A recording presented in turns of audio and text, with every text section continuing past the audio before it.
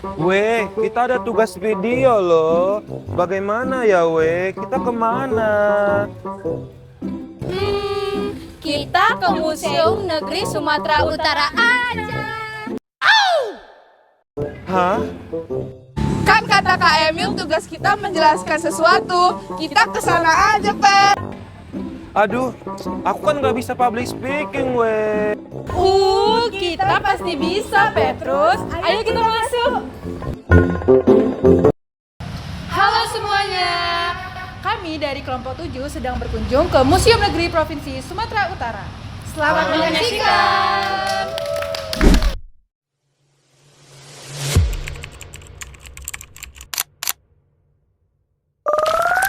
Halo teman-teman semuanya, perkenalkan aku Kathleen. Kali ini aku sama teman-temanku lagi jalan-jalan nih ke tempat yang penuh dengan sejarah, seni, dan juga cerita masa lalu dari Provinsi Sumatera Utara yang tentunya menarik banget. Sebelumnya ada yang tahu kita di mana? Yap, benar banget, kita lagi ada di salah satu museum paling terkenal di Medan, yaitu Museum Negeri Provinsi Sumatera Utara atau yang biasa kita kenal juga dengan sebutan Museum Gedung Arca. Museum ini terletak di Jalan A.M. Joni nomor 51 Teladan.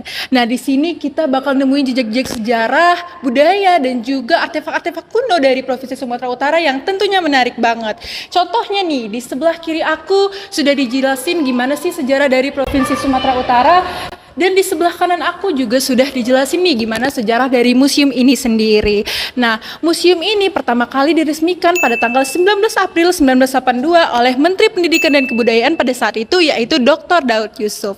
Nah, fun fact, ternyata peletakan koleksi pertama dari museum ini yaitu berupa sepasang makara dan dilakukan langsung oleh Presiden pertama Indonesia, yaitu Presiden Insinyur Soekarno. Makanya gedung ini dinamakan dengan Museum Gedung Arca. Nah, tentunya menarik banget kan? Pasti kalian sudah semakin penasaran nih. Kalau gitu, yuk kita jelajahi bareng-bareng ada apa aja sih di dalam. Check it out. Hai teman-teman, kenalin nama aku Amira Hairani Batubara. Sekarang aku lagi ada di ruang prasejarah. Nah, di bagian ruang prasejarah ini ialah bagian paling awal dari manusia purba.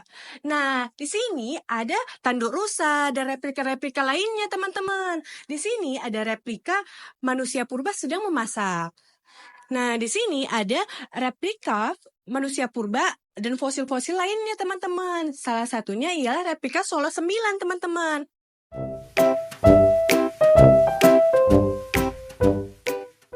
Di bagian sini, teman-teman, ada alat-alat dan barang-barang dari kehidupan sehari-hari manusia purba, teman-teman. Nah, di sini, di bagian sini, ada replika manusia purba sedang bercocok tanam atau berkebun. Nah, bagian sebelah sini, teman-teman, ada tulang belulang dari gajah Sumatera. Nah, kalau bagian sebelah sini, ada berbagai macam binatang-binatang yang dari Sumatera, teman-teman. Yang pertama itu ada beruang madu, teman-teman. Nah, selanjutnya ada biawak, terenggiling, dan ada harimau dari Sumatera, teman-teman. Nah, selanjutnya, yuk kita ke ruangan selanjutnya. Nah, sekarang kita lagi ada di ruang religi kuno. Suasana ruangan ini lebih spiritual dan sakral. Sebagai contoh, ada peti mati Nias. Nah, atau nama lainnya ialah Hasinivolasara. Di atasnya ada kepala binatang sebagai bentuk status sosial dari yang meninggal. Nah, peti ini itu hanya bisa dipergunakan untuk kaum bangsawan, teman-teman. Di sebelah sana ada arca-arca atau patung-patung berasal dari Nias. Nah, di sebelah sini ada sahan, ada ingan tambar, dan ada tongkat-tongkat dari para leluhur. Nah, yang di sebelah sini ada patung-patung lainnya nih, teman-teman. Ada mejan dan patung-patung lainnya. Di sebelah sini ada batu dari Kabupaten Dairi. Nah, kalau yang untuk yang ini, teman-teman, dia itu ada osa-osa sebagai tempat duduk untuk upacara. Nah, selanjutnya akan dijelaskan oleh teman saya ya. Bye-bye. Halo teman-teman, di sini dengan saya Petrus. Ini kita berada di ruangan Hindu-Buddha. Nah, di sebelah kiri saya ini teman-teman, bisa teman-teman lihat mengenai sejarah pendek bagaimana masa kerajaan Hindu-Buddha berada di Indonesia. Kemudian di sebelah kanan saya ini kita bisa melihat adanya replika dari arca Gajah Simada. Dan juga teman-teman selanjutnya ada replika-replika arca lainnya yang peninggalan dari Hindu-Buddha sendiri teman-teman. Oke teman-teman, dan juga tidak hanya arca teman-teman, ada berisi tentang peninggalan-peninggalan yang ditemukan dari situs kota Cina teman-teman. Nah di sini juga sebelah kiri saya ini kita bisa lihat ada prasasti Panai. Dia sangat istimewa di sini teman-teman. Wow, sangat keren. Ruangan selanjutnya teman-teman, kita berada di ruangan Islamic Room, di mana di sini sebelah kiri juga seperti di ruangan Hindu-Buddha ada bagaimana Islam itu di Sumatera Utara teman-teman. Bisa teman-teman baca jika teman-teman datang ke sini. Uniknya di sini ada miniatur dari suatu masjid yang sangat mewah dan megah teman-teman. Isi di sini itu adalah suatu faktor bagaimana Islam itu masuk ke Indonesia. Inilah peninggalan-peninggalannya di Sumatera Utara sendiri. Nah, di sini kita di ruangan yang baru yaitu ruangan Colonial Room. Nah, teman-teman, kita sudah belajar tentang kolonial. Apa sih alasan mereka itu datang ke Indonesia? Nah, inilah salah satunya teman-teman. Hasil-hasil yang sangat dicari-cari oleh bangsa Eropa. Teman-teman, bisa kita lihat ada lada putih, lada hitam, dan pala kayu manis. Sangat kaya kan Indonesia kita ini teman-teman. Mari kita majukan Indonesia kita ini. Nah, pasti teman-teman bingung nih, apa sih gambar-gambar besar ini? Nah, gambar-gambar besar ini adalah foto-foto lama mengenai bagaimana kolonial Belanda itu mempengaruhi Indonesia, terutamanya Sumatera Utara. Nah, mungkin untuk selanjutnya dari foto-foto yang banyak ini, hanya itu yang bisa saya sampaikan. Sekian dari saya, mungkin akan dilanjutkan oleh teman saya di ruangan selanjutnya. Bye.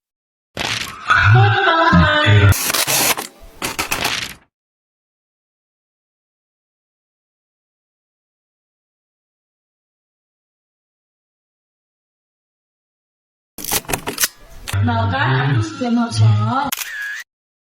Ini aku akan menjelaskan salah satu bagian dari museum Sumatera Utara, yaitu ruang sejarah ruangan. Nah, di sini kita bisa melihat sejarah-sejarah tentang kemerdekaan kita. Nah, selanjutnya ini adalah mesin seperti ini yang untuk menciptakan sport ini. Selanjutnya di sini ada cerita-cerita tentang asal Suraido, kemerdekaan kita, pergerakan nasional, dan juga di sini ada dibuat petakan Hindia Timur dan Pulau sekitar yang dibuat oleh orang Belanda. Selanjutnya kita ada di ruangan Pahlawan Nasional. Nah di sini ada senjata-senjatanya kalau teman-teman datang ke museum, teman-teman bisa baca materi lagi. Selanjutnya kita ada di ruangan tentang senjata-senjata yang dulu dipakai. Ini adalah senjata tradisional, juga ada senjata yang agak modern dan juga yang tradisional seperti tombak, keris.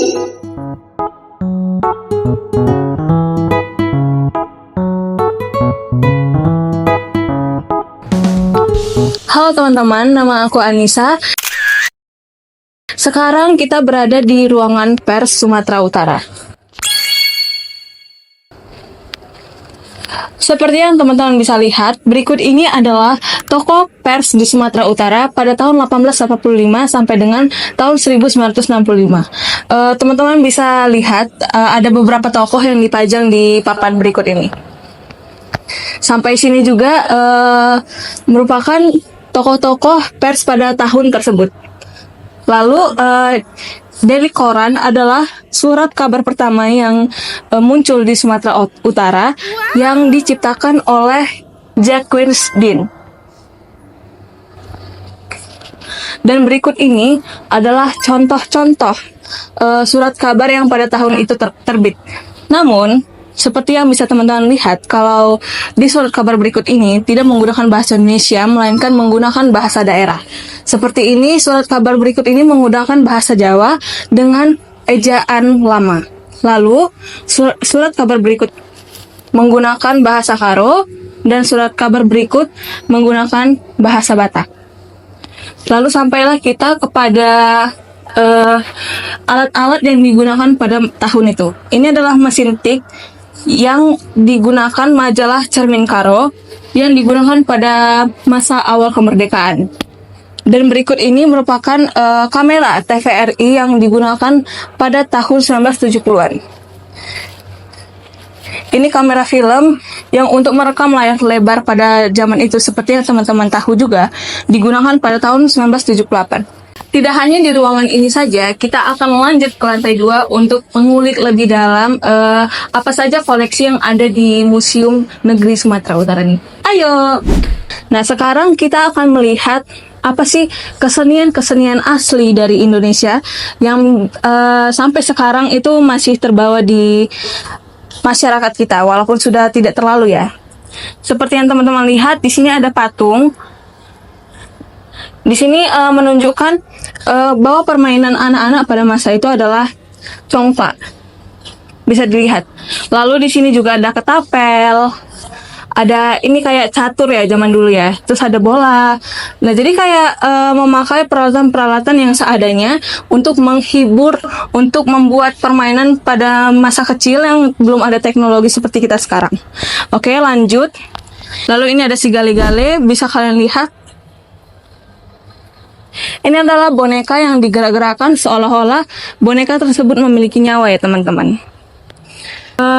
Ada seperti gong ya. Ini gong, ada yang kecil, ada yang besar. Ini juga ada drum. Pokoknya ini bahan-bahan yang seadanya lah digunakan orang-orang pada masa itu untuk membuat kesenian musik. Oke teman-teman, begitu saja penjelasan saya mengenai ruangan pers dan koleksi khusus yang ada di Museum Negeri Sumatera Utara ini. Semoga apa yang saya sampaikan bermanfaat. Selanjutnya akan dilanjutkan oleh teman saya. Terima kasih. Hai, aku Herna. Kita masih berada di lantai 2, tepatnya di ruangan keterampilan tradisional.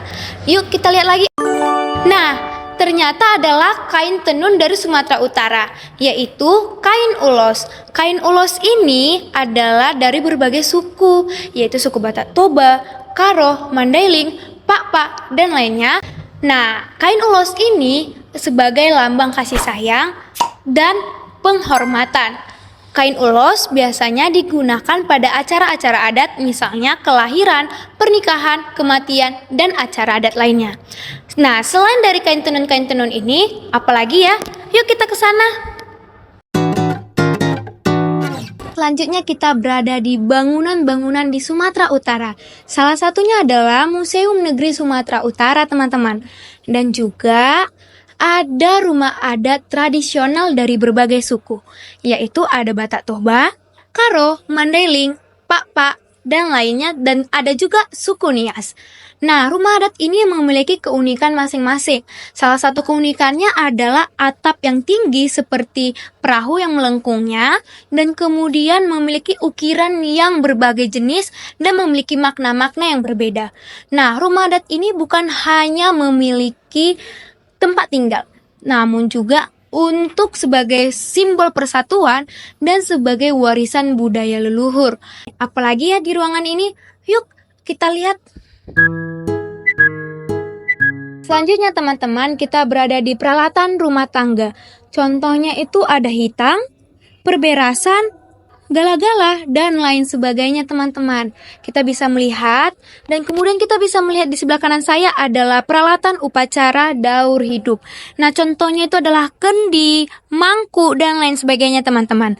Nah, selain itu kita bisa melihat, nah, ini adalah peti mati dari adat Batak Toba. Namanya abal-abal. Abal-abal ini untuk peti mati yang untuk orang yang sahur matua teman-teman. Nah, teman-teman, hanya ini saja yang bisa saya jelaskan. Selanjutnya akan dijelaskan teman-teman saya. Hai semua, kenalin nama aku Najmi. Pernah kebayang nggak gimana sih kehidupan orang-orang zaman dahulu hidup di Provinsi Sumatera Utara? Nah, jawabannya ada di ruang etnografi di Museum Negeri Provinsi Sumatera Utara. Di sini bisa kita lihat sejarah suku-suku yang berada di Provinsi Sumatera Utara. Ada suku Melayu, suku Batak Toba, Angkola atau Mandailing, Simalungun, Pakpak, Karo, Nias, hingga pesisir. Selain itu, ada juga suku-suku pendatang yang datang ke Provinsi Sumatera Utara. Contohnya yaitu suku dari Jawa, Cina, dan India.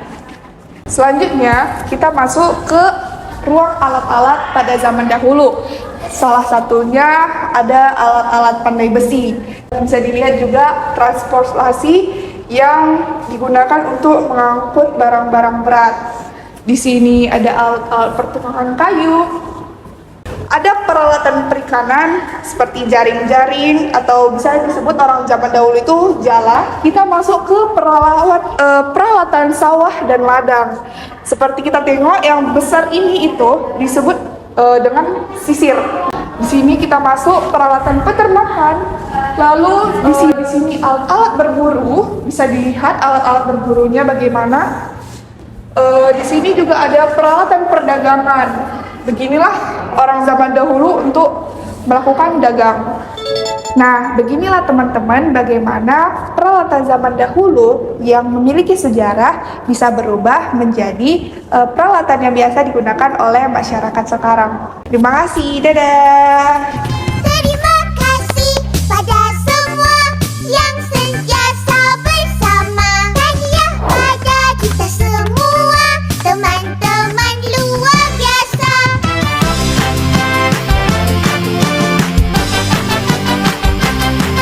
Terima kasih pada semua yang sentiasa bersama. Hadiah pada kita semua. Sekian dari kami. Terima kasih. Bye-bye.